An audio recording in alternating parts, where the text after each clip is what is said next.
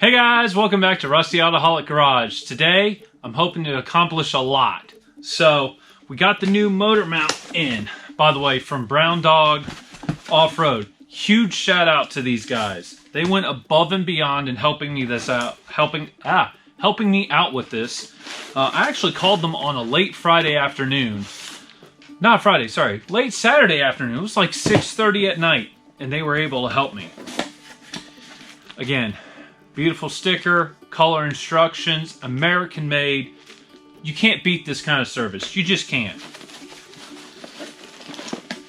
And that right there is exactly what I needed. So, oddly enough, and let me tell you, these guys packing is second to none. It did not move in the priority box. It was just amazing. So, and again, I can't remember who I talked with on the phone, and I feel really bad about that. But the only piece we need is that right there. That is the super flexible bushing that we need, and it's going to end up going in here. Some metal I bought from the metal store. And boom, we have brand new super flexible motor mounts. And I am very, very excited about this. This is going to end up working out perfectly, let me tell you. So, but anyway, I digress. The goal for this evening is to cut out with the Langmuir Crossfire plasma cutter the bottom plate for the new motor mounts. Gonna put these on here in the engine so we kind of have an idea on where they're supposed to go. Oh, come on. I'll figure it out. But anyway, so goals tonight. Actually, I got to put the torque converter back in the transmission. I need to take the flex plate back off. I actually have to pull this crankshaft adapter. That ended up being the problem.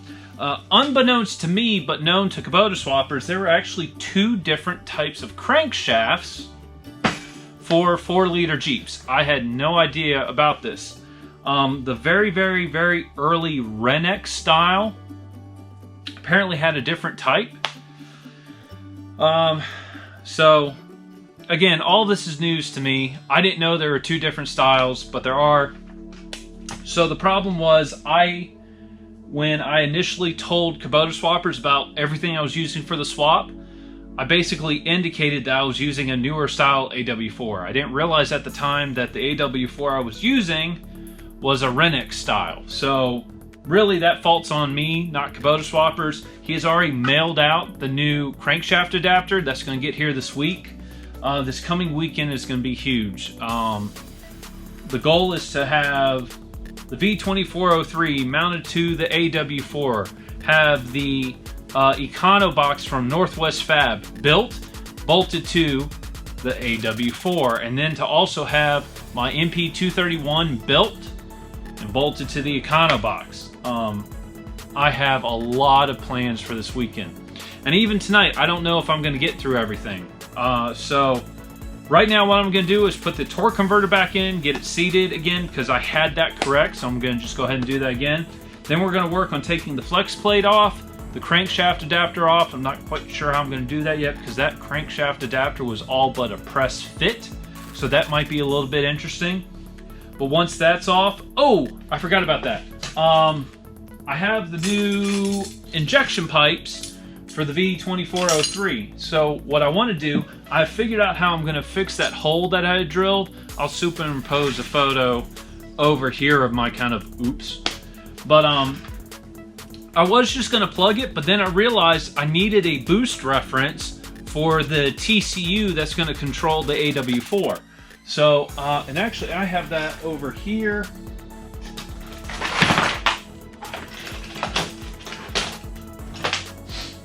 I have it somewhere. But anyway, I was going to put the boost reference right here in this plate, and it's just going to connect straight to here.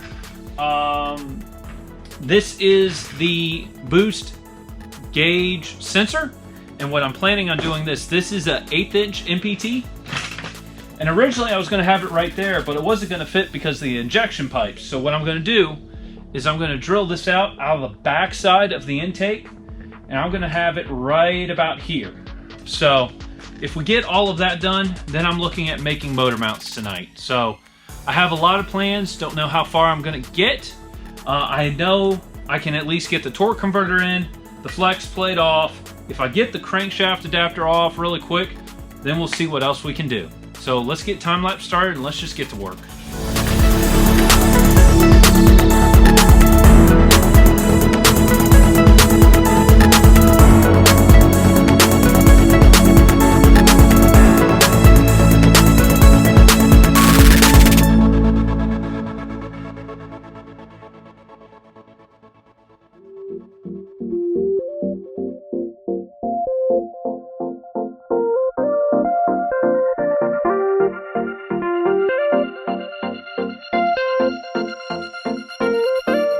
Quick little intermission. My Reeky Dink Craptastic puller is not big enough or nearly strong enough to pull off this almost press fit crankshaft adapter. So I'm going to run to a parts store, get a loaner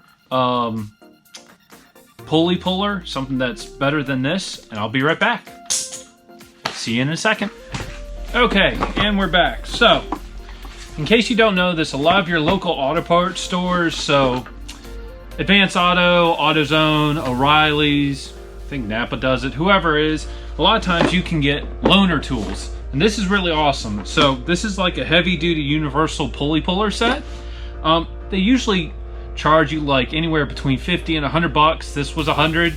You use the set, you take your receipt and the tool back, they give you all of your money back, including the tax. So it's just a really nice thing when you have to do an oddball thing like this. But the other nice thing is, if you really like it, you can just keep it. And I've actually done that twice for 2 loaner sets. I've actually kept them. I think one was like a ball joint and the other was another type of puller.